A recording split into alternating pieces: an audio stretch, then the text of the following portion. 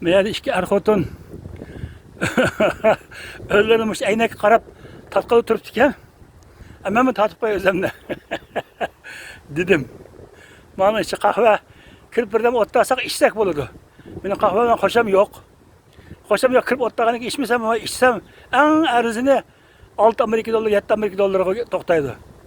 Nimishki bekadimga uni ziyon qilay. Shunday emasmi?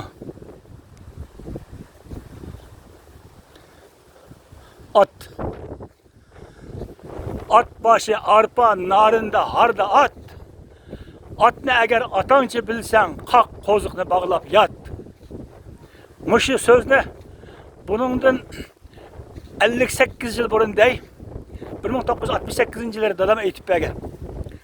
Hikoyasini deb berishicha, Qashqariqlar yoz kunlari anjanga berib ishlab topgan puliga hadiya ilib bir atni pul topgan bo'lsa, qaytib kelganda o atni ilib ta qaytib kelgach bir yoz beqib daydi ügütibdi atni.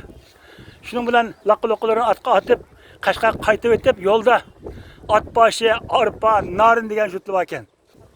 Bu yerdan o'tgandan keyin ashiliqi Sayxun daryosi. Sayxunmi, Jayxunmi? Afg'oniston tarafiga Sayxun, o tarafdagisi Jayxunga deyman. Almashtirib qo'yman shu ikkisini. Ammo daryo Afg'oniston tarafdagisi Sir daryo. Sir daryo yerda ismi Jayxunga deyman. Shu daryoning bo'yiga kelganda qarasa, yop, beshilchilik.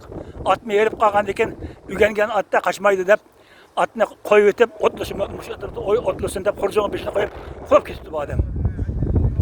Xil uxlab uyg'onsa, at yo'q. U yoq qarabdi, bu yoq qarabdi, at yo'q. Ani yo'q bo'lsa, matrib necha kunlikda qopdi bir yerdamda. Shuning bilan shunda deb tikandik. Atga ishongil bo'lmaydi degandek, itning yuzini tutib degandek, at başı arpa narında harda at. Atni agar atangchi bilsang, qaq qo'ziqni bog'lab yot.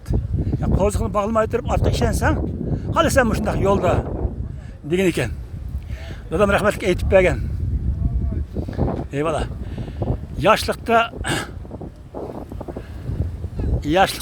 qilgan ibodat toshqa muhr bosgandek, qirg'anda qilgan ibodat qumga to'gi siygandek degandek.